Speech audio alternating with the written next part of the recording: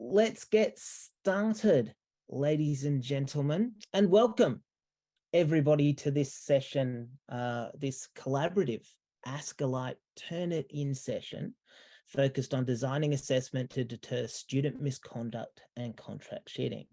And this is our second session of the year of a collaboration between ASCILITE and TurnItIn. And I'm sure there are many people in the room that don't know me. So my name is Michael Cowling. I'm an associate professor at Central Queensland University in Queensland in Australia, but I am also the vice president of ASCILITE as well. And so I'm here to welcome you to this session in my capacity as a part of the executive of ASCILITE and get us all started. So I'm going to start off by with an acknowledgement of country. And this is always interesting in these kind of really big sessions because, of course, everybody is in all sorts of different locations. And so I can do the standard one, which is we acknowledge the traditional custodians of all the lands on which we meet and pay our respects to elders past, present, and emerging, and the First Nations people. But what I want to more specifically say is that I am actually on the Gold Coast at the moment, which is Ugambeh, the Ugambeh Nation. And I'm also based in the Brisbane campus, which is the Jagera and the Turrbal people. And what I often say is if you want to, and there's lots of us here, so it'll go past very quickly, but if you want to, feel free to type in the chat where you are, what lands you are. And that includes if you're overseas, say, for example, in New Zealand and want to talk about where you are there, or in some other country that has traditional owners or Indigenous people that you'd like to recognise, feel free to do that. So I get a couple of minutes here to do a little bit of plugging for ASCILITE as part of my introduction. And so I wanted to start by saying welcome, but also if you are an ASCILITE member, a special welcome to you as an ASCILITE member. And if you're not an ASCILITE member, then why are you not an ASCILITE member? ASCILITE is Australasia's premier society for technology enhanced learning, and we do lots of different things, including hosting the Australasian Journal of Educational Technology, which is Australia's #1 education journal, as well as a blog, a podcast, a whole bunch of special interest groups, and a couple of the presenters today are involved in our special interest groups, as well as our ASCILITE Live webinar series, which is what we're doing right now in collaboration with TurnItIn. So if you want to know more about ASCILITE, go to our website, ascilite.org, or there's a handy dandy QR code there that you can scan. And if we move on, I can't get it to move on, so I'll get TurnItIn to do it for me. There we go. The other thing I wanted to mention before we start is that the ASCILITE conference is coming up, our 2023 conference, which is in Christchurch this year, hosted at a very impressive looking Taipei or Taipei conference centre in Christchurch, New Zealand, and the University of Canterbury is helping us out with that. And so the call for papers has just closed for ASCILITE, so I can't encourage you to put in a paper if you're an academic, but I will encourage you if you are Australian or New Zealander or further overseas to feel free to come along to the ASCILITE conference. You can still register for the conference. Lots of good stuff going on, including papers, of course, but also keynote sessions and also some SIG sessions from those SIG leaders that I talked about a little bit earlier. So here, let me introduce our speakers. And this is interesting. We have a diverse range of speakers for you today. So there are going to be 4 people that speak to us, starting up from the left and working our way right. We have Associate Professor Ling Mei Cong. She is the Deputy Dean of Learning and Teaching at the Graduate School of Business and Law at RMIT, so down south in Melbourne. We then have Dr. Kevin Argus. He is Senior Lecturer in the Graduate School of Business and Law, also at RMIT. I don't know what RMIT did to get 2 presenters, but that's very exciting that we've got a couple of people down from the deep south of Melbourne.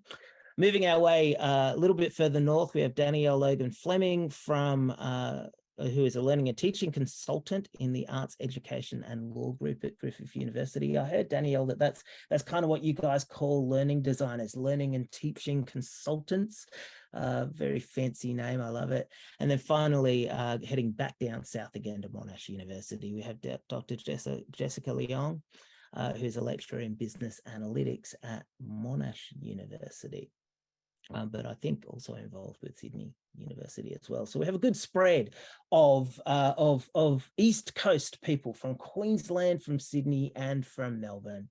And so I'm not going to take up too much more of their time, but instead just ask you to do a couple of more sneaky little things before we start. First is a little bit of housekeeping. So there are a couple of little buttons here that you can press in Zoom. Because this is a webinar and because we have quite a few people here, we're not going to get you to raise your hand for a presentation. Instead, what we're going to get you to do, if you have any questions, is type them into the chat. And our friend Chucks from TurnItIn, who you might get to meet during the Q&A session, will collate all of those questions and will be responsible for fielding them to our presenters at the end of the entire set of sessions. And so he'll gather them all together and we'll roll on from one to the other and we'll get to all the questions at the end. Of course, if you want to, you can chat in the chat, but Chucks has asked me to kindly ask you to not type your questions into the chat, because as you can see, it scrolls past very quickly and he will miss them. And so if you have a question, please type it into the Q&A section. The other thing that we're going to do just to start is we want to do a little bit of data collection. Now, ASCILITE loves data collection, and we all know that TurnItIn loves data collection as well. So we're going to ask you, get you to do a quick poll just before we start. And so the magic people from TurnItIn are going to pop it up on the screen for you there. There's only 5 questions, so have a look through really, really quickly for me. I'm going to give you a fairly short amount of time to just answer those 5 questions for us. Here we go. Okay, so you should have the results on your screen. If not, I'm going to run through them for you very, very quickly. Number 1, there is an increase in the number of contract cheating cases at my institution. 39% of people said somewhat agree, 18% said strongly agree. So more than 50% of people think that there is a greater number of contract cheating cases in their institution. I'm aware of how to use technology like TurnItIn's originality detector to investigate and take action. TurnItIn will be very happy to hear that about 77% of people said that they agreed or strongly agreed with that. I have access to proven tactics to combat contract cheating. Only about 46% of you thought that you had those good tactics, which is an interesting one. I'm aware of how to design more authentic assessments to prevent academic misconduct through contract cheating. Oh, this will be interesting for our speakers. 62% of you thought that you were aware of how to design those kinds of assessments. I'm aware and have access to technology to support the design and delivery of assessment. We're bullish about technology. 63% of you thought that that was agree or strongly agree. And again, very interesting for our speakers, and you might hear a little bit more about this as we go along. Students at my institution understand the risks of contract cheating. Strongly agree and somewhat agree is around about 71%. Almost 3/4 of you think that students understand what they are doing. And then the last one is about how the workload works. In my experience, detecting and investigating contract cheating is challenging and time consuming. 83% of you think that it's hard work, workload issue. And so that gives you a little bit of an idea of some of the caliber of the audience that we have at the moment. And of course, we'll help our presenters as we go through to think a little bit about what they might be talking about or what they might want to focus on. And so thank you so much for taking a couple of minutes just to give us that data. Okay, so I'm going to start off. You're going to stop hearing me talking and hear somebody else talking instead. And so I'm going to start off by introducing our first presenter, who's going to talk particularly about her experience at RMIT in the business area, and in particular, her presentation is about using role play to integrate soft skills development in an MBA accounting course specifically. And so without further ado, I'm going to hand over to Ling Mei, who's going to tell us a little bit about what's happening in business. Oh, we're going ahead on the slides. Yeah, we're going backwards. There. Okay. There we go. Excellent. I'll hand over to Ling Mei. Off you go, Ling Mei. Thank you so much, Michael. And thanks so much, everyone, for filling in the survey. That's really interesting results. And perhaps not very surprisingly, we saw that a lot of you agree there are lots of challenges in higher education in terms of misconduct, or particularly contract cheating. And for me, myself, thanks, Michael, for introducing me. So my role at RMIT University, I'm a Deputy Dean Learning and Teaching, which basically puts me in the spot to be a chair for misconduct hearings over the past couple of years. And I did hundreds of them, unfortunately.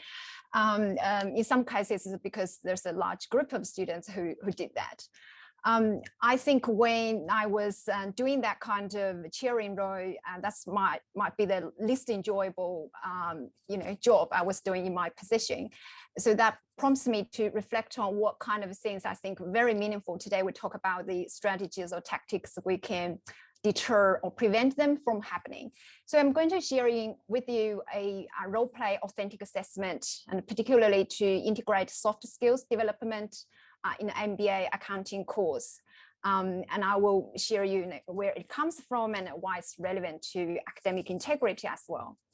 So first of all, when I talk about this prevent students from contract cheating or misconduct, the first thing that really comes into my mind is that sometimes when I ask my daughter 8 years old to do something, and then she would really, scream at me, that's something really not fun. Why do you ask me to do?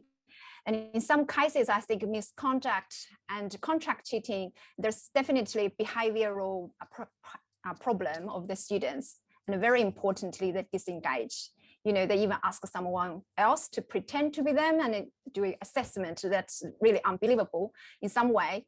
I think we come to the part that why, right? So as academics, why that happens, what kind of things that we can do, because if we really think about assessment is part of the learning, it's not just, for the assessment itself, then this kind of things shouldn't happen. But if we look at the engagement and the series of the psychology and neuroscience, I think very importantly, for academics, we want to reflect on the students' learning journey is not only about cognitive and behavioral engagement, it's also emotional engagement. That's probably prompts me to think about, are we able to do something that the students say, I enjoy doing it.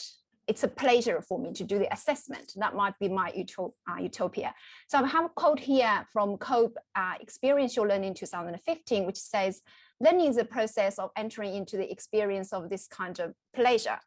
No pleasure, no learning, no learning, no pleasure.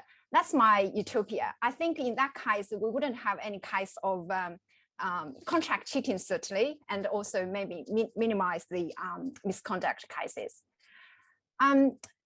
If we look at the literature or the Textile website, the survey questions also touched on the student awareness. I suppose in some ways, students perhaps are aware that the behavior is not right. The more important question is that how are we able to engage them in their behavior and also emotionally engage them into not doing that. So there's a paper recently published by Rundle 2023 to really deep dive into the students' motivations and reasons for those students who do not engage in contract cheating. And you probably wouldn't be very surprised to find that very importantly, it's about engage with the students. I think what I want to highlight here is that it's not only about cognitive behavioral, it's also about emotional. I think I touched on the engagement, and I think very importantly, if we think about in the center of what we're talking about, misconduct assessments. So if the assessment is not only about the assessing the product, but also the process, which means during the learning process or learning journey, which is a part of the learning, not only just asking them, to just do a assignment submission or report or something to analysis and to submit it. I think this is a really important and meaningful. Authentic assessment is also about there's a real life, the realism there for them to be able to engage and mimic the real world. They feel that it will be useful for their future career development. Very importantly, the active engagement. The example I'm going to give about role play is that they are actively engaged in the assessment by learning by doing. And also there's the feedback provided during the process. So they feel the assessment it's not about they just get a mark. It's about their improvement and personal growth. So I'm going to move to the next slide. The example I'm showing is that in a accounting MBA accounting course, we introduced this role play, which is basically also used as assessment. So what triggered me to introduce the assessment again goes back to what I previously said. A lot of students complained accounting is so boring, especially in MBA program, unfortunately, because a lot of them are doing it alongside with much more exciting courses like marketing, design thinking, or leadership. And when it comes to accounting, they might think it's just number crunching, the calculations, which they don't quite enjoy. And this is when I started to think about whether there is an innovative way I can make them feel excited, feel them not just accounting is not just about the numbers, it's about decision making. Also, it's something they can really apply when they go to the workplace. And what I discovered, there was a gap that the employers really need the softer skills. It's actually the top most demanding skills every year on the employer survey. Now, students also cried that when they go to the job market, MBA students, a lot of them have the consulting, go into the consulting industry. However, they have never really been trained how to do consulting or case interviewing effectively. I think this is where I started to think about why not integrate the soft skills, which is very, very important, essential of examples, for example, interpersonal skills with their financial analytics of hard skills. The pedagogical thinking that I've embedded into this role play is primarily experiential learning. And the particular framework I've used is called information, demonstration, practice, and feedback. Primarily, it's a tweak from the original, the COPE experiential learning. I want to highlight here what is really important into the design is that not only just to assess their ability to use the soft skills, but we're going to train them to improve the soft skills during the assessment process. And they practice it and they get feedback from it. When we designed this role play, we also co-designed with the industry from the very beginning. So there were two stages. The first stage I introduced was in-person role play, and later it basically be flipped into a virtual reality role play, which I would like to give you a bit more details shortly. So next slide, please.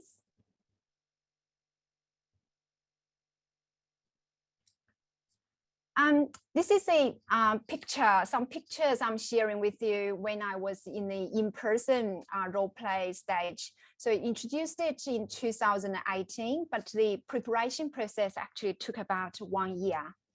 I did read quite a bit of literature in terms of how to design the role play effectively. This is where I have this framework from the Bedwell et al. 2014 of the information, demonstration, practice, and feedback. Primarily in the information and demonstration stage, there was a Canvas particular module in the LMS for them to understand the reason why we have this assessment, why role play is important, why soft skills are important, and how we're going to do it.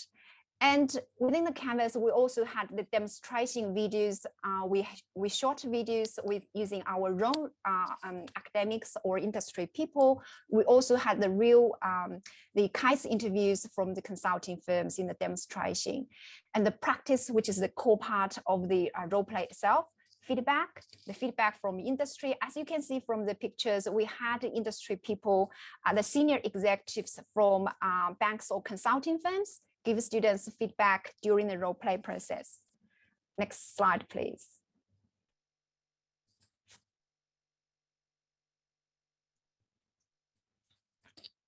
So the role play in person obviously went into some challenges during the pandemic. It was so hard because we are all, locked indoors. So we couldn't really meet students and arrange in this kind of in-person role play. So this is where triggered me to start to think about whether there are other innovative ways, not just moving it online to say on Teams or Collaborate Ultra, but to move it to some more immersive experience. Can I have the next slide, please?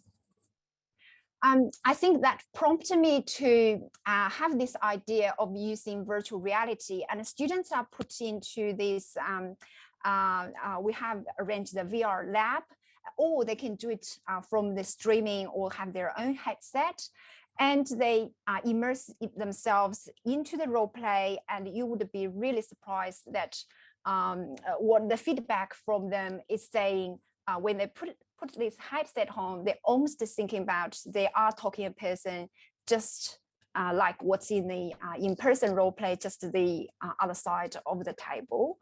I'm just not having my slide moving. Okay, thanks so much. So this is the virtual reality role play. Took about 6 months of design, and we co-designed with the industry partner, which is a US company called Tailspin. They are quite famous using the VR simulations to develop the soft skills in corporations. And we were perhaps the first institution or university that started to develop these VR role plays for our students as well. When I designed this interpersonal skills module, which you can see from the second picture, this one pretty much mimicked what happened in the in-person role play. That is, the students just simulate themselves to be the junior financial analyst of a company. So they just join the company and they have to interview a client. The client is a chief operating officer who is experiencing some operational and financial challenges. And the student's role is to be able to provide the financial advice to this client and to be able to kind of convincing the client to stay and with the company, and whether that advice would be operationalized in the company as well. So this is where interpersonal skills have been designed. When it was converted into the VR role play, we also was able to add in this teamwork skills module, and we had a kind of interesting, challenging scenario. If one of their team members didn't really finish the homework or something, how are they able to fix that kind of problem? So there's a challenge there. During the role play process, they would be scored in the different dimensions of this teamwork and interpersonal skills. These different dimensions, and then at the end their scores would be immediately displayed on the screen of the VR role play. So next slide, please.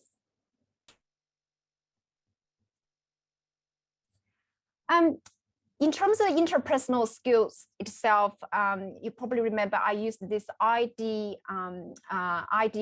framework. So within the framework, we specifically gave instructions that there are different stages of these interpersonal skills.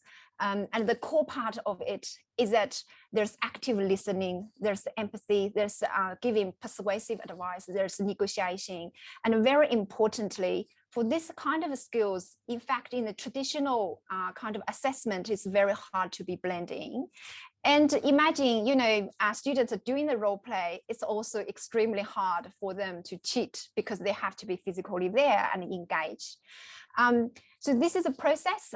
They have been divided into the different stages. We have very structured opening and closing, which again also implemented into the virtual role play as well.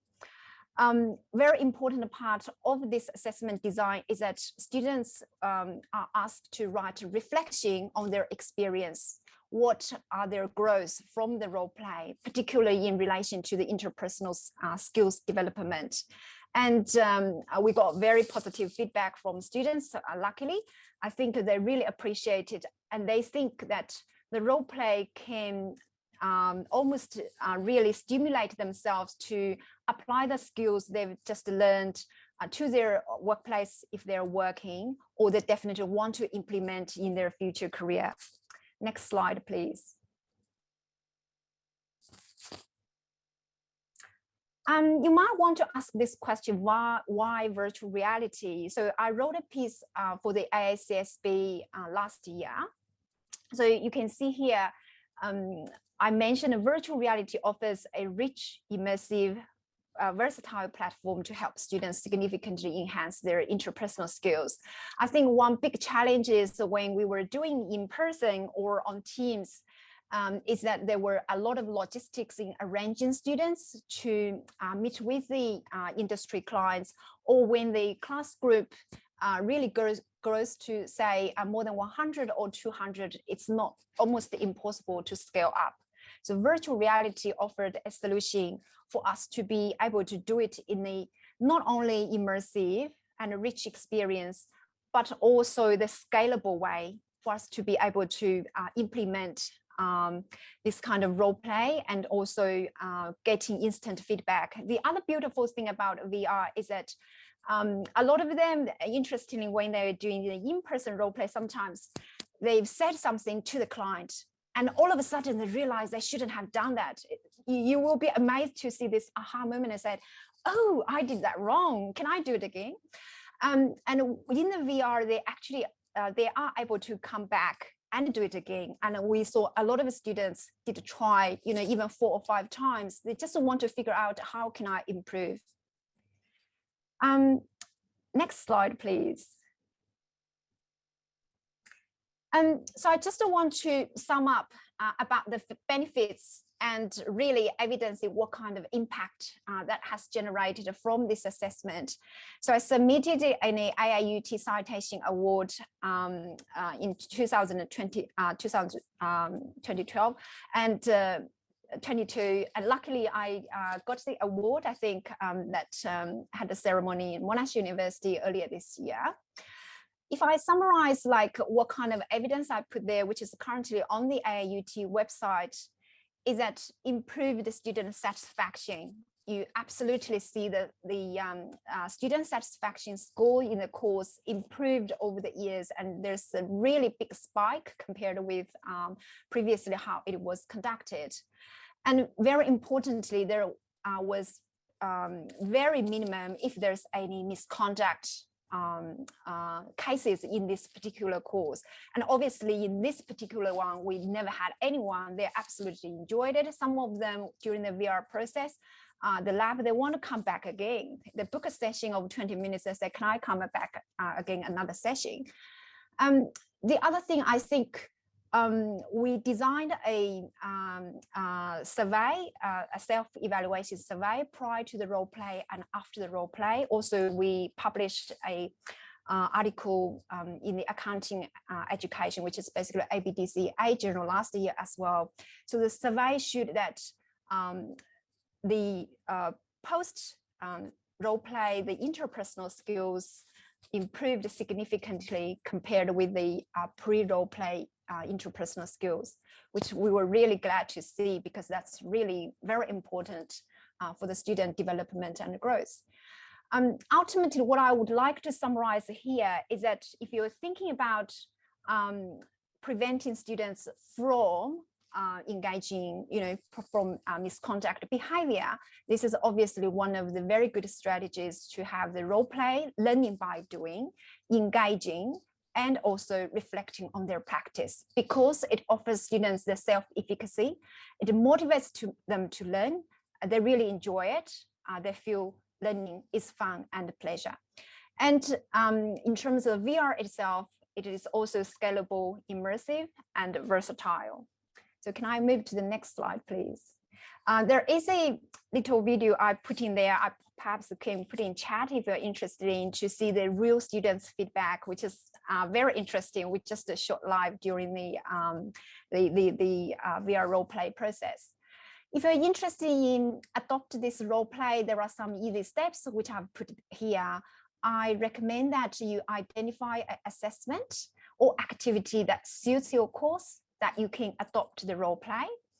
And also think about the skills you wish to develop. It doesn't have to be the soft skills. It can be the critical thinking, other skills, or the hard skills as well.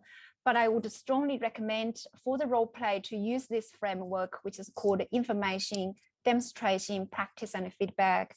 I'm quite happy to share with you the article that is in accounting education. We summarized what kind of reflection we have from the design of the role play as well. And finally, this teamwork and interpersonal skills module on the Tailspin platform can be adopted by other institutions as well. So if you're interested in adopting it, or just using the in-person role play in your course in whatever discipline, I know some of them from different countries as well, feel free to contact me at this email. So thank you so much for the opportunity to present here. Sorry about a little bit tech issue. And I'm going to pass on to my colleague, Kevin, who's going to show you very exciting industry engaged assessment design. Thanks.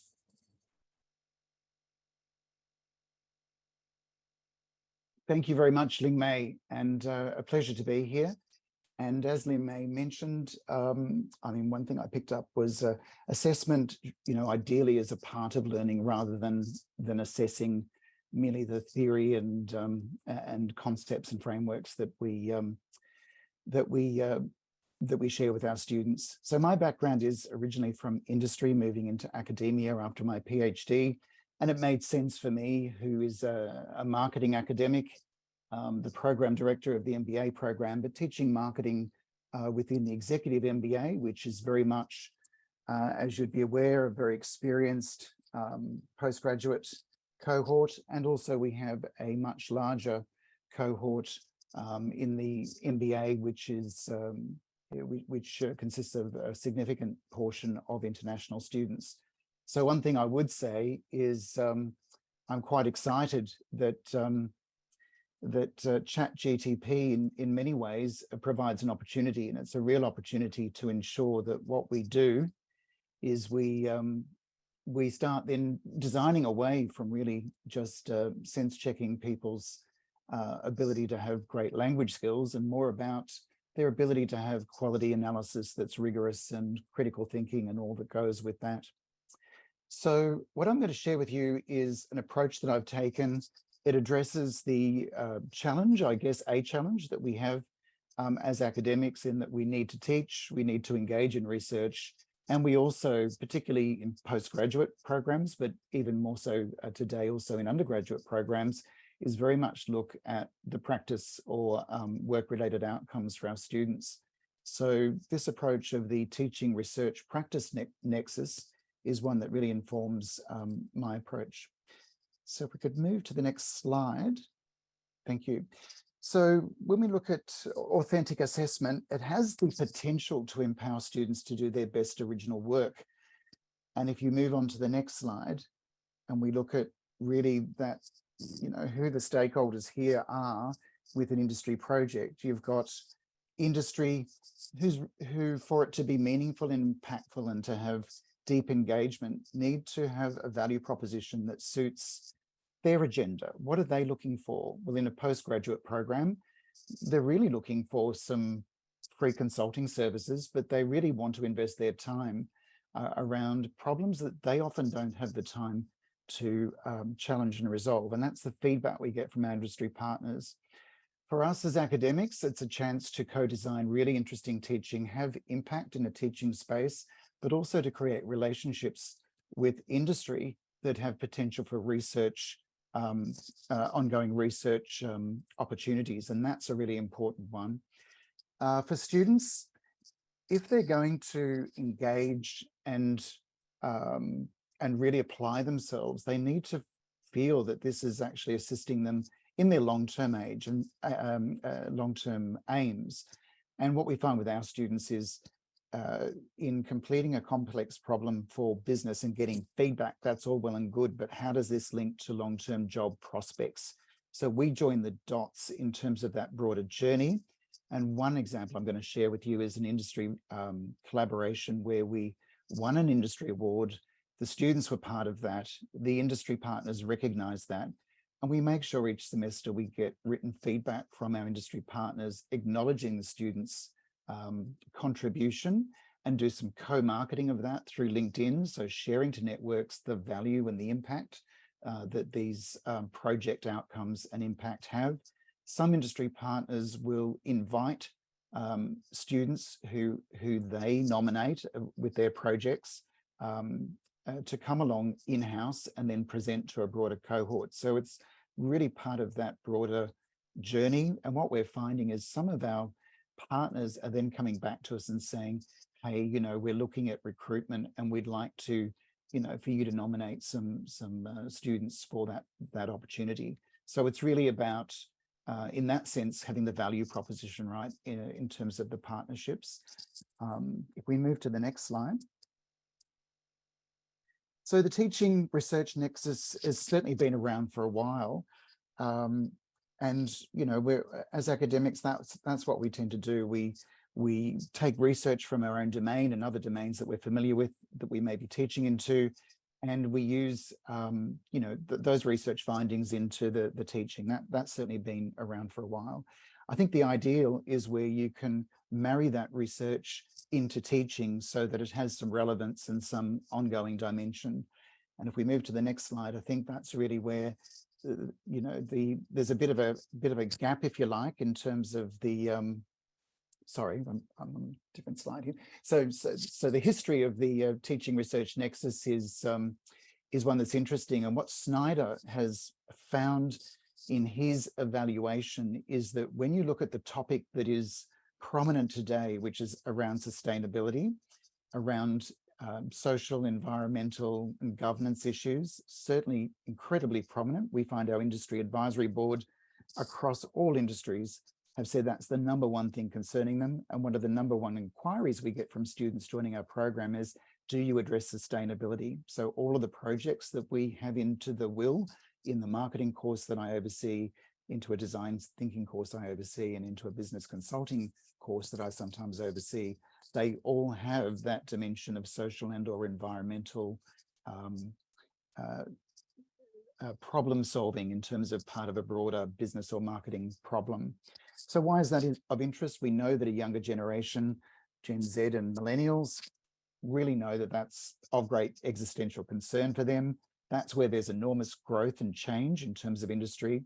And what Schneider found was that in terms of informing and providing value, practice needs to come into that nexus. So he's sort of really extended that. If we go to the next slide, you know, and sort of suggested that if you're in that domain, you really need to be looking at not just research into teaching, but informing practice becomes critical, because it's how that is informed in various ways and operationalized becomes critical. And on to the next slide. So the aims of this nexus then is really promoting a bit more equivalence between teaching, research, and practice. Informing practice adds to impact, and you get this sort of triangulation of approach into qualitative and quantitative into research and teaching. And it's really interesting in terms of the design, in terms of dealing with academic integrity, when I get to the part about the assessment design. You know, if you're dealing with ChatGTP, and you know, it can assist students to do a really effective lit review of historic journals and what have you. You can design in such a way that very much what they're looking for and the nature of the critical analysis needs to be informed. Something that I do to ensure that there is definitely unique material going in there is get students to engage in primary research as well. And that has to form part of an appendix evidence of that, that is, you know, it's identified and what have you, whether they've taken notes or whether they have a transcript of what they've done. That is really interesting learning for students because they're getting qualitative insights. Our industry partners often say that what's unique about our students' contribution is that qualitative component, that they don't often take the time to conduct qualitative research. They tend to do faster research, a bit more quant or more survey-based rather than deeper questioning or conversations. So the students are learning that sometimes the answer to a challenge is not just based on their lived experience or set of assumptions, that all that needs to be challenged. So we get them up front in their sort of research component to actually state what their assumptions are so that they can see when they later come into group work, doing that individually initially, that the way, the lens that we apply to solving a problem, often for a different cohort of people as end users to ourselves, is very much influenced by bias. And if you're going to be making decisions in industry, you need to be aware of that. And as somebody coming out with our degree, we're basically saying the difference between you and them going to a research firm or going to a consulting firm is that we're actually giving you some of the nuances to help you to understand, unpack problems very much from a human-centered perspective. And the feedback from the industry partner really illuminating that and demonstrating that that's a huge advantage does reinforce to the students in that feedback loop that this is something quite meaningful. It's something that differentiates them in the marketplace. If we move to the next slide. So I just reiterating what I mentioned, that sustainability is gaining enormous gravitas. We have that as a pillar in our program, in our MBA program. It's a pillar within our college in terms of the context of social impact, but sustainability or social impact is often very much linked to environmental impact. I think that's really important. We know that it's the problem of today and it's not going away. There's job growth in that area. And this particular approach, according to Snyder, is neatly suited to that. And that's what we've found in practice. If we move to the next slide. So why adopt this particular approach?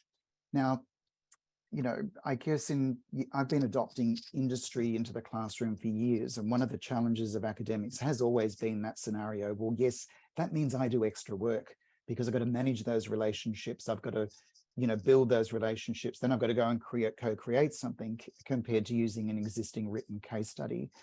I look at it from a career perspective and looking at this broader impact model and looking at it in terms of your career as an academic, as a researcher, as an educator, and in terms of the student experience and why students would talk about what they've learned and the experiences they've had.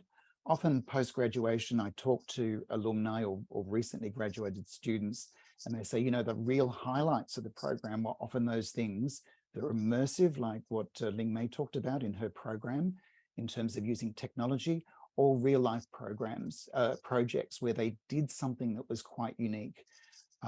As the course coordinator and the program director, I promote that to a broad audience in terms of on LinkedIn and really give the idea to the students that this is very much about their career development.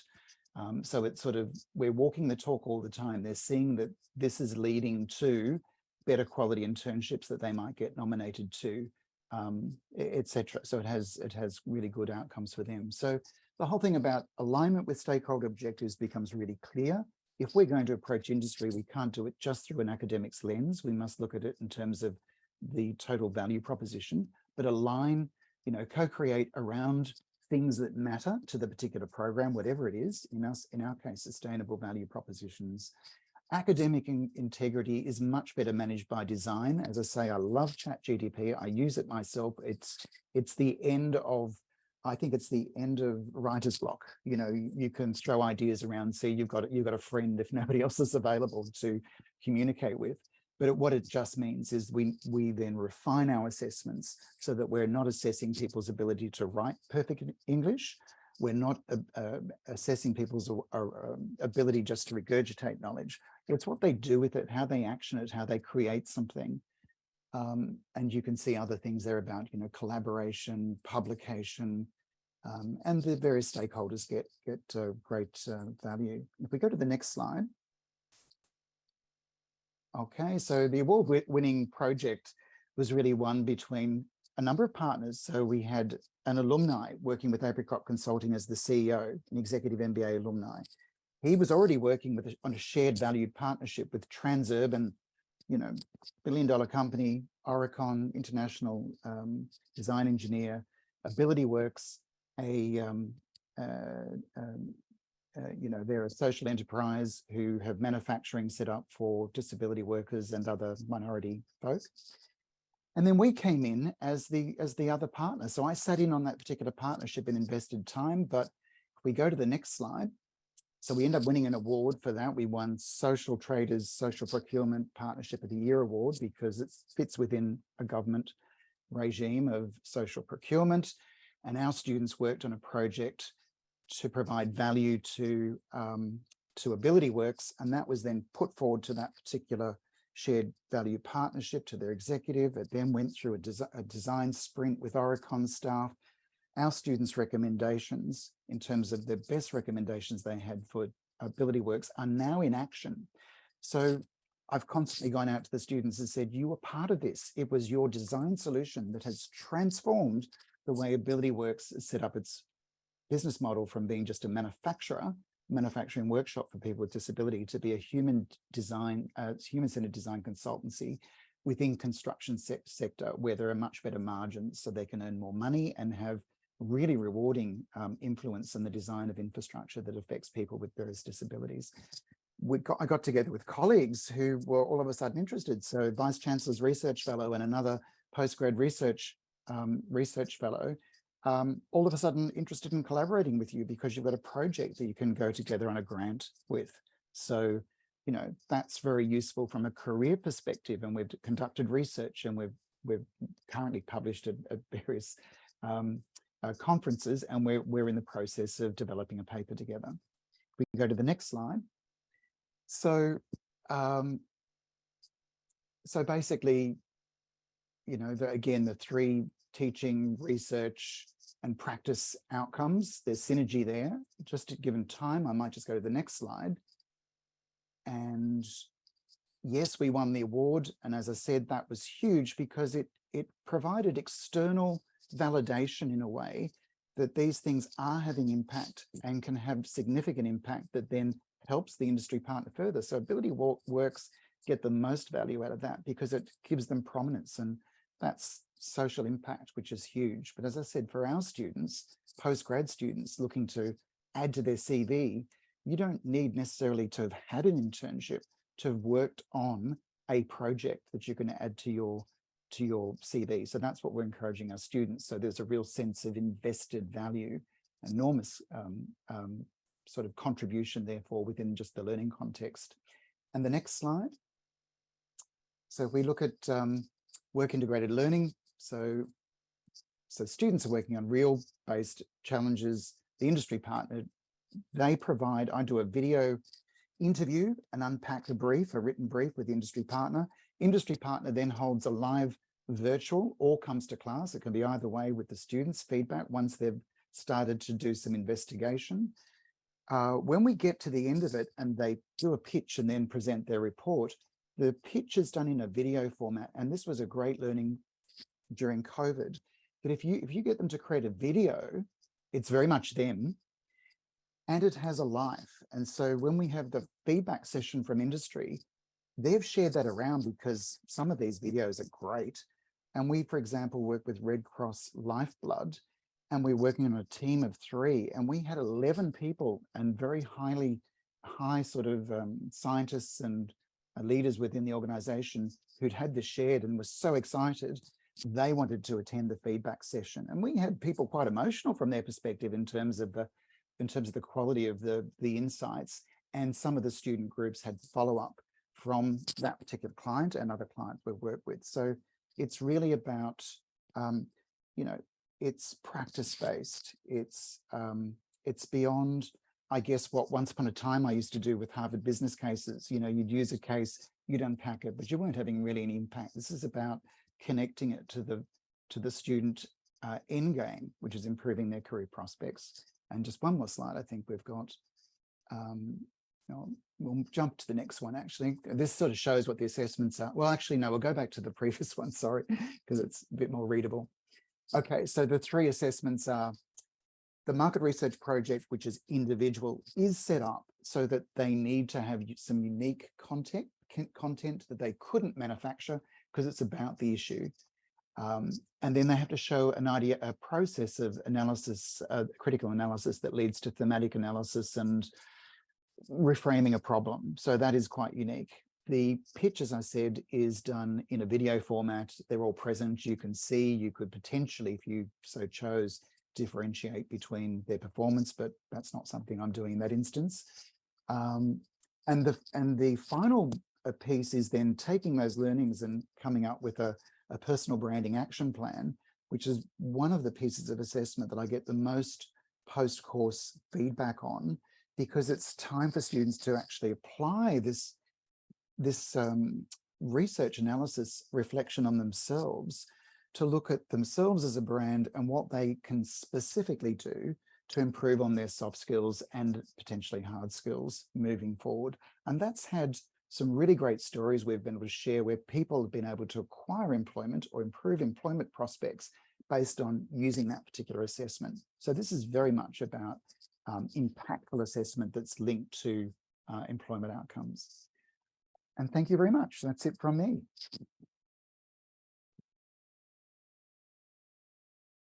We'll hand over to Danielle.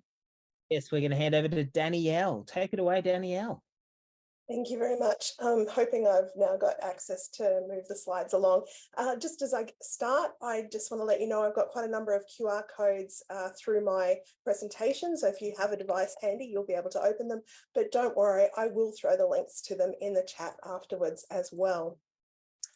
I think we're right to go. There we go. In my role as a learning and teaching consultant, I see a lot of course assessment plans. Assessment is arguably the most important aspect of course design. It's the way we validate student learning and the worth of our teaching and learning activities. Effective assessment is critical for truth and equity in our grading of students, and it's the way we know our students are prepared for professional life. As recently as 8 years ago, assessment in the higher education sector was plagued with problems, as many of you will remember. There was chatter about increased contract cheating and other forms of plagiarism. Assessment tended to encourage rote learning rather than deep learning, and it was not authentic in the sense of asking students to demonstrate their learning in scenarios that they'll encounter in professional practice. Fast forward to 2020 and the disruptions first caused by the pandemic and now by generative AI tools such as ChatGPT, and there is great concern. Accurately and effectively and efficiently assuring student learning is now a wicked problem facing the whole sector. Whilst the affordances of generative AI may pose a wicked problem to education, in keeping with many of my colleagues, I don't believe that it's something necessarily to be feared though. So why am I not fearful? As a student of history, I know that it isn't the first and certainly won't be the last major disruptive technology to impact education. And as was the case with the steam engine, the light bulb, and even Google Scholar, we will in time learn to maximise its potential to improve the sector and learner outcomes. If we think back to the lessons society learned from the ancient Greeks, then generative AI and tools like ChatGPT bring with them great possibility, much like the teachings that come from the legend of Zeus, Prometheus, and the gift of fire to mankind. You see, when Zeus created mankind, he refused to give them fire because he knew with fire, mankind would evolve rapidly and exponentially. His best friend Prometheus disagreed and believed that for the greater good, mankind should have fire, and he took it upon himself to release fire into the human world. As the legend goes, fire evolved mankind so far, socially, technologically, and spiritually, that ultimately, yes, they no longer even needed their gods. We can view artificial intelligence as a disruptor of the significance of fire. Some modern day philosophers have already done so. AI is showing signs of being a new fire with the potential to rapidly and exponentially evolve mankind. In education, we have the choice to embrace and evolve with this new fire or run away from it. Returning to our legend, Zeus was so enraged that mankind had been given fire that he then punished Prometheus and his whole family for this betrayal. One of the punishments was to provide Prometheus's brother with a wife, the first of womankind, in the form of Pandora. Now, many of us will know the story of Pandora's box. Well, in actual fact, it wasn't a box, it was a pot called a pithos, and it had a lid. Now, this is important. Zeus gave Pandora a pithos as a wedding gift and also gave her the curiosity to open it, despite strong warnings not to. In lifting that lid, Pandora unwittingly unleashed on the until then peaceful world a mass of destruction, devastation, illness, evil, anarchy, and death. For many in education, generative AI tools such as ChatGPT are the Pandora's pithos, potentially unleashing evil on the sector in the form of huge challenges in assessment, assurance of learning, and career readiness. The final part of the legend describes Pandora's reaction to what she had done, because you see, once she'd realized what was happening, Pandora tried to return that lid to the pithos. And when eventually she did so, she was just in time to trap one terrible scourge. She trapped false hope in the pithos before it could escape.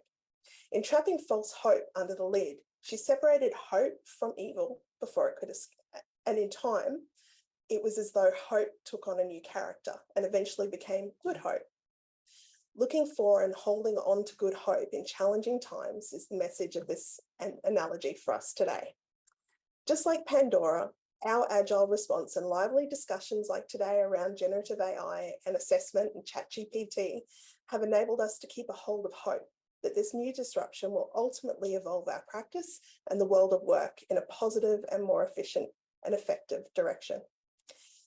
ChatGPT offers a business efficiency to organisations, where once a report or conference room briefing could be requested over a couple of business days. With the help of ChatGPT, personal desktop research, quality prompt writing, critical analysis skills, and improved oral communication skills, that one-day time frame may well be halved to ready before lunch, as workers' skills in ethically and effectively using generative AI improve. So what does hope look like in terms of assessment? How can we leverage the use of AI and still assure our students' learning? Well, rightly or wrongly, assessment is a driver for students. So what if we removed exams, essays, and online tests and replaced them with scaffolded authentic assessment artifacts that could include the use of AI tools such as ChatGPT, but that can't be purely generated by AI, well, as yet, such as the creation of infographics, lobbying letters, reverse engineered case studies, and virtual tours, for example. And then we include an oral assessment component in the course design as well. Not an oral exam or presentation, but a conversation to assure student learning. In higher education, this could be more of a scenario-based conversation designed to be discipline-specific and industry-aligned. As a learning and teaching consultant, I walk beside academics in their journeys to innovatively reimagine assessment in their courses to be more authentic while also promoting employability, academic integrity, and better engagement for their students. My colleagues and I have spent 8 years longitudinally studying the impact of a new authentic oral assessment model called interactive orals that has been trialled across multiple institutions in Australia, Ireland, Singapore, New Zealand, and the US. An interactive oral is an efficient and effective form of authentic assessment that promotes skill development and employability. It enhances overall student engagement and offers a personalised approach to learning and teaching. It also preserves academic integrity.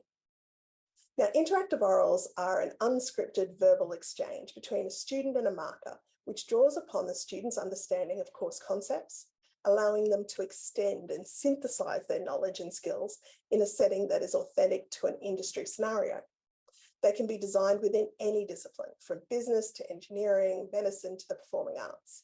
They're genuine conversations where the student may assume the role of an expert and the marker the role of a client or stakeholder, and the two will have a professional conversation appropriate to a scenario that would take place in that discipline. Hundreds of academics have used interactive orals in their courses now with thousands of students. And this has allowed my team to propose a model that supports effective and evidence-based design of authentic assessment, including interactive orals. Now, to achieve the 3 objectives in blue at the bottom of the model, which I think you'll all agree to use the words of Matthew Hillier, the intractable competing triad of forces in assessment in higher education, student engagement, employability, and academic integrity, then the 6 characteristics in yellow must be in place.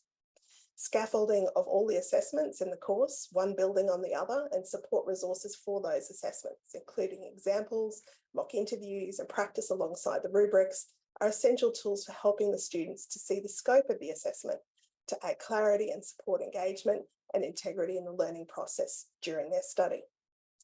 Assessments are set in scenario-based contexts. The scenarios not only contextualize the assessment, but enable students to see the relevance to real work situations and, where possible, explore their interests further. In their responses, students reflect and link the theoretical aspects of their course to industry practice. Further to this, the assessment tasks should be mapped and aligned to the program objectives and support skill development and measure the learning outcomes as well for the course. Importantly, special consideration should be given to the universal design and actual accessibility and equity requirements of that cohort to ensure that the assessment design does not disadvantage students or conflict with any institutional policies. And lastly, we propose that these assessments be designed in ways that offer tasks reflective of the workplace roles that naturally extend from the discipline area, therefore that they are highly professionally focused. A course design that's based on this model detects academic misconduct easily. Students cannot successfully extend and synthesize work in a conversation that they haven't undertaken themselves in the first place. Now, Professor Phil Dawson from Cradle tells me that paying someone to undertake an assessment design such as this, which is so deeply scaffolded and includes that interactive oral element, is prohibitively expensive. Let's take a deep dive now. Let's take a deep dive now into what an interactive oral looks like and how we define one. Now, a term often interchangeably yet wrongfully used to describe an interactive oral is a viva voce exam. Much like the differences between apples and oranges, though, interactive orals are significantly different from other forms of oral assessment. They're not question and answer oral exams. They're not one-way in-class poster presentations or group presentations, nor are they memorized, edited, and pre-recorded videos. Rather, interactive orals use conversation prompts. They replicate an authentic setting, such as a workplace environment or scenario. They're genuine and unscripted conversations conducted naturally with normal communication cues. The authenticity allows students to bring resources with them to aid the communication and the conversation, such as spreadsheets or references. And wherever possible, interactive orals are scaffolded to and from the other assessments, engaging students throughout the course. For our academics and learning designers, interactive orals tick all of these boxes. They're easy to manage thanks to efficient and well-documented administration and student booking procedures. They are evidence-based. The design model has been replicated and thoroughly tested across multiple institutions, countries, even languages now, and the 2 hemispheres. So they're worldwide, making them a very safe assessment item to include in your assessment design. They're scalable too. Now, we've tested over 800 students on many occasions, and they're about to be tested in courses well over 1,000 students in the coming months as well. They're easy to design and they're flexible too. So they can be offered synchronously or asynchronously, online or face-to-face.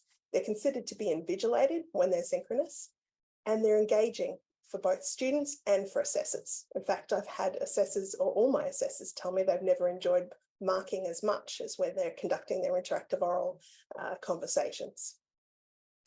Interactive orals are also cost efficient. A 10-minute interactive oral that's well designed can elicit a response the equivalent of a 4,000-word essay. When it's delivered and marked in a 15-minute time slot using a quality rubric, an interactive oral offers up to about a 50% reduction in both marking time and costs. And that's a significant win for everybody. The value of interactive oral assessments is that they quality assure student learning efficiently and effectively. They link to the future of work through the development of valuable employability skills, ensure high standards of academic integrity. The universal design elements embedded in the design ensure inclusive, accessible, and equitable experiences for students. And students tell us that they can see all this too. This slide has a number of quotes from students, but I'll particularly call out the first one. The assessment had real-world relevance, enabled me to gain professional skills, thereby enhancing my employability. And the last one, my assessment is very different to everyone else's. It is based on a different organisation, and it unfolded based on my interests and the angles I chose. They also tell us that they can see that interactive orals deters academic misconduct. My favourite quote was a student that said, "I can't cheat, I don't have a twin." And that's essentially the reality of this design. As I mentioned before, in my role, I walk beside academics in their journeys to innovatively reimagine assessment in their courses. When they indicate an interest in including an interactive oral in their assessment design, I spend time ensuring that the teaching team have a thorough understanding of what a genuine and unscripted conversation looks like to ensure that their design is an interactive oral and not a viva voce or oral exam. Now, to do this, I use what I call my barbecue analogy, which illustrates the pedagogy of care that sits at the heart of this design. And it goes something like this. Imagine you're at a family barbecue. Maybe it's Christmas, maybe it's Easter, and a niece or nephew that's dear to you has started studying in your discipline area in the tertiary sector. Now, you're not going to bail them up over the potato salad and ask them 20 questions and offer them a grade to assure yourself that they're on the right track with their studies. Instead, you will have a genuine unscripted conversation that might start casually and include conversation prompts about readings, assessments, interesting theoretical directions, favourite lecturers, and their future employability plans. Because you care, you simply want to assure yourself that your relative is progressing well in their studies towards possible employment. Now, interactive orals offer you the same opportunity with your students through the conversation that takes place not at a barbecue, but in an industry-aligned scenario, where you each take a role, such as a client querying a consultant. Interactive orals are now extremely popular assessment designs, and our team are partnering whole institutions to embed them in course and program level assessment designs across all areas of study. We have communities of practice in 6 countries: Ireland, Australia, New Zealand, Singapore, the US, and Colombia, who are continually enhancing the design and delivery practice of interactive orals. They have also undertaken their own studies at discipline and university level and are now publishing their works, contributing to the literature that is growing on interactive oral assessments right around the world. To learn more about interactive oral scenarios appropriate to your discipline, this Padlet offers some examples that will help you to see what others have done and think about how they might be applied to your course. And I will pop that link in the chat. If we can move to the next slide. The final item that we have there, can we just move to the next slide, please? I've lost access. Thank you. The last slide there is access to our free ebook, which we've published as an open educational resource. And this will give you all the encouragement, explanation, resources that you need, including our contact details. If you would like to put interactive orals into your courses or work with your learning designers to assist you to put them in the courses in your institution. I hope you've enjoyed the presentation today, and I hope you've learned a little bit more about interactive orals, and I look forward to your questions later on. Thank you. Please, we're going to hand over to Jessica. Hi, everyone. My name is Jessica. Today, I'd like to talk to you about my journey in designing the digital aspect in authentic assessment via Gradescope at Sydney Uni and Monash University. I'm a lecturer in business analytics at Monash. That means I teach undergrad and postgrad introductory optimization and business analytics unit. So first, I'd like to ask everyone here that what does authentic assessment means to you? I'm sure there is a variety of answers among the audience today. And the notion of authentic assessment has been around for quite some time, really. From time to time, when I ask this question among my circles and my colleagues, a few common notions keep popping up. So a lot of people would say that it is about real world relevance, it has to be performance-based, and often there are many measures about what is authentic in there. And a common definition that keeps popping up in my circle is that authentic assessment requires students to use the same competency or combinations of knowledge, skills, and attitudes that they need to apply in the criterion situation in a professional life. That is, however, not the only definition of authentic assessment. As I go through the literature, there are indeed many definitions that I'm not going to go through one by one today, but to name a few, there is one 5-dimensional framework from the paper I just quote just now. There's another one which has an 8 critical element of authentic assessment, and there is another paper in 2018 proposing 3 dimension of an authentic assessment. There are many other similar lists and topology exist in the literature, and this is due to the complex context of higher education. And as I go through the literature, there are also many assessment ideas that pops up. So I draw this list from Lydia Arnold 2021, who is also a principal fellow of the Higher Education Academy, where there is this interesting list of ideas of assessment that I can consider. And of course, everyone here can consider as well. But as I go through this, I ask myself, is this just a matter of design? Which means, is it just a matter of features and conditions of the assessment? Or can we do better in terms of designing the digital aspect so that we can improve the digital literacy of the future analytics workforce? So while I started a lot of these assessment design works a few years back when I was in Sydney Uni, I did came across these 2 articles in 2020 and 2023 that summarized the digital considerations really well. So this group of authors conducted a critical review on how digital has been designed into authentic assessment in the higher education literature. And in 2023, the same group of authors proposed an organizing framework for designing digital assessment. So essentially, their findings says that the most common type of digital being designed into the assessment is that they use that as an instrumental tool to garner efficiencies and alternative forms of summative assessment designs. And then another less common one would be to help students to learn how to use a certain software appropriately, and that may include the skills of evaluation and critique of the digital. And the least common one that they found is that the digital tool reflect how digital world impacts students' future activities in employment and beyond. And now I'm taking these 3 as my digital considerations when I am designing new authentic assessment. So to talk about digital authentic assessment in business analytics, I need to talk about what is a typical business analytics assessment. What does it look like? So in business analytics, we design authentic assessment because it aligns with the constructivist approach to learning, which emphasizes the importance of active learning. So what it means is we do this thing called active questioning. We give instruction to students at a higher level of the Bloom's taxonomy, which you can see on the right-hand side there. So we ask them to create a solution. We ask them to formulate a solutions, which involve applying the concepts they have came across in various business contexts. And we ask them to create the solutions to the business problem using optimization.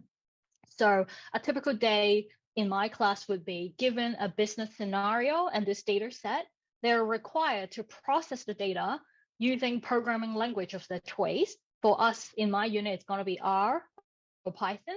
And then they will formulate the given scenario as a mathematical optimization problem, which means that there is an objective function, which is an equation subject to a bunch of constraints, which is also equations, so math there.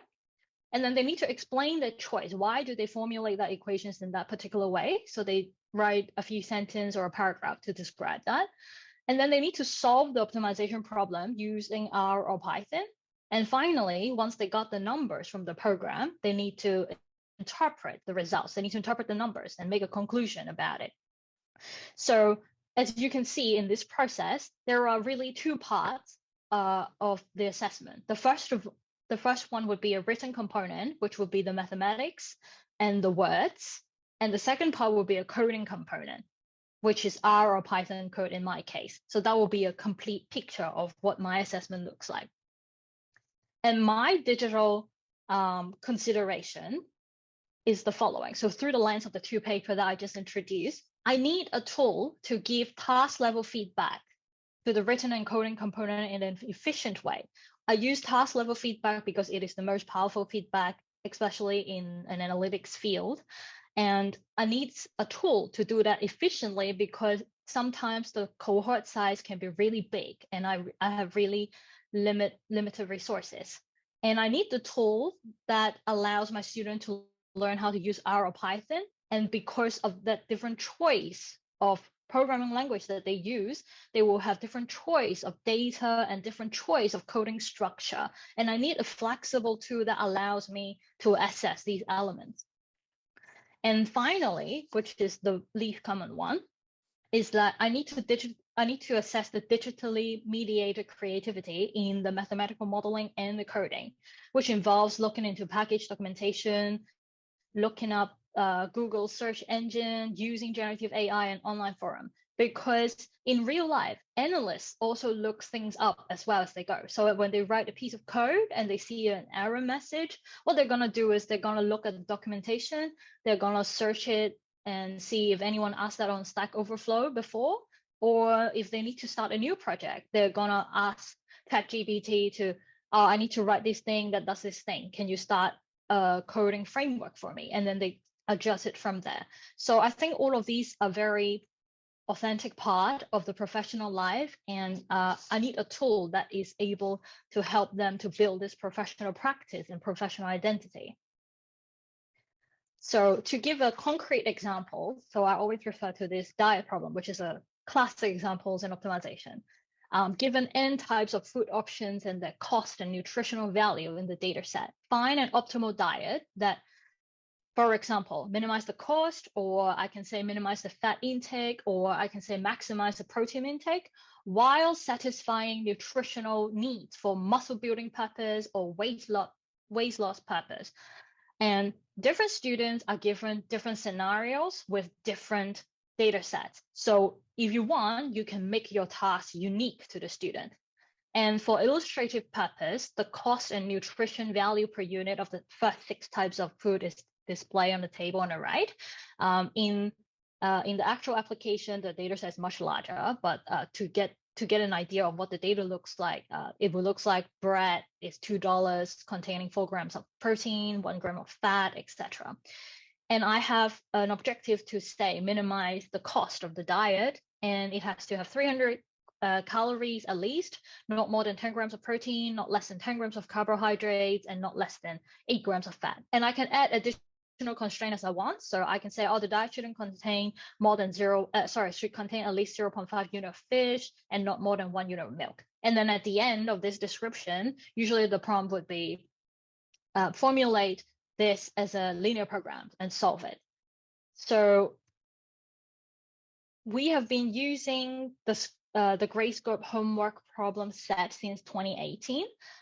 We observe efficiency gain with the use of the rubric and the individualized comment. So you can see that I have a rubric here on the right, where a student can really see what they've done, where they're going, why are marks deducted, why do I gain marks, and we can add very specific comment if we want in very specific part of the PDF. This whole thing is integrated with the LMS, so less admin burden. And this is just one of the type of assessment that they provide. They also have other alternative form of summative assessment. And like I said, the most important thing is I get to provide task level feedback very efficiently using this Gradescope too. So in that case, my first consideration about digital tools to enhance assessment design was addressed. And now I want to talk about the coding element. Whoops. So the coding component. I've been automating the grading of that coding component since 2018 using Jupyter Notebooks and the associated functionality, which itself is a separate system from the LMS. You can imagine that every time, that means I have to output all the marks and individual report and send it to the student individually. I do that, I code it up, but it's an extra step. There's no single way to code the task, but there is, for each scenario and each data set that we've given, there is a single numerical solution. And sometimes these solutions that I want contain very specific properties. What it means is that I can write different test case to enable partial marks. And in the individual report, we will show them the actual Python messages. And we encourage our students to read the actual Python message, and the correct coding solution is also provided. So in such a way, this type of feedback allows students to see where am I going, how am I doing? And then we direct our student to a list of common Python errors and a checklist to fix these errors, to show them where to go next. But I always think that we can do better in terms of this type of feedback that we do in two ways. First of all, I think the feedback can be more informative, because currently in this setup, it relies on students self-diagnosing the source of error. It's very authentic because that's the day-to-day life of debugging, but it's a bit hard to follow for beginners. Like I said, I teach introductory course, and a lot of the time my students found it difficult to tell, I got marks deducted, yes, but is it the math is wrong or the code is wrong? So that's one way I think we should improve on that. And the second one is that I think the feedback can become more timely. So at this current form, students only get the feedback that their marks is deducted after they have submitted the assignment. They don't have a way to check everything is functioning, it's no simple typo before they submit. So that brings me to the coding component in Gradescope. So in Gradescope, I can write my own autograder following a template in a customized environment. What does that mean? It means I can specify which package and which version of the package I'm using, and I can write my own autograder. And I don't have a software engineering or computer science background. I have a business background, and if I can follow that template is very easy to follow. So the customized test case that I can write can now be displayed pre or post due date. And this is one great feature, I think, because I can set up tests that test format stuff. So I can say, have you submitted all the required files? Have you submitted a file of the correct type? Is your optimization problem using the correct type of variables pre-submission date, so that they can look at the error, they can look at the output, and they can debug it looking into ChatGPT or Google it or ask Stack Overflow before the due date. And then after the due date, I get to put in the numerical accuracy test. Like if you formulate your mathematical model correctly, you should get that particular number. That is how I check the accuracy afterwards. So in that way, I kind of separate the source of confusion of the error message. And I think that provides a bit more insight to our student.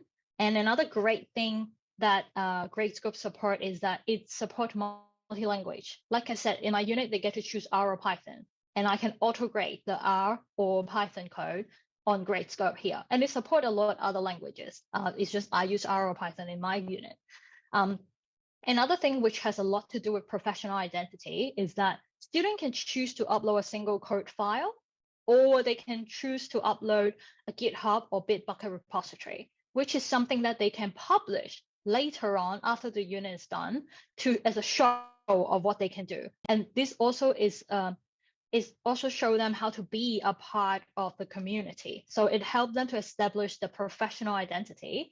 And last but not least, this is again integrated with the LMS, so I don't have to do a separate admin to publish the mark. It's just one click and I can publish everything.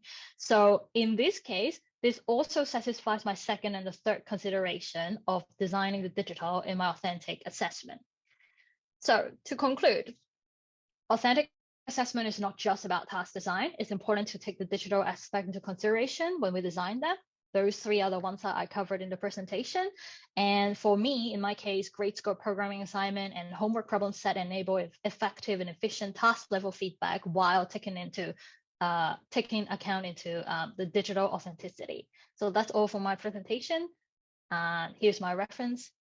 And if you have questions, I'm happy to answer them. Thank you. Many thanks to all presenters, and thank you for anyone who stayed over time. Our apologies, we had a minor technical glitch. My name is Chooks, and as we wrap up, I just want to remind everyone that for the questions, we're going to send out the questions to our presenters to review and respond to, and we'll send them out in an email correspondence. If you'd like to be or learn more about Grayscope, in the chat, and there is the link to the Grayscope Advocate program. The core of it is if you work in learning innovations or any team that's trying to trial new products in terms of learning and teaching, you can get an institutional trial for a term. But the caveat is that we have to work with you and your buying decision makers to ensure that it translates to a license in the future. So if you'd like to do that, feel free to reach out to us. Thank you again for joining us. Thank you to all the presenters. Thank you to ASCILITE, and thank you to Michael as well. Thanks, everyone, and have a wonderful rest of the day.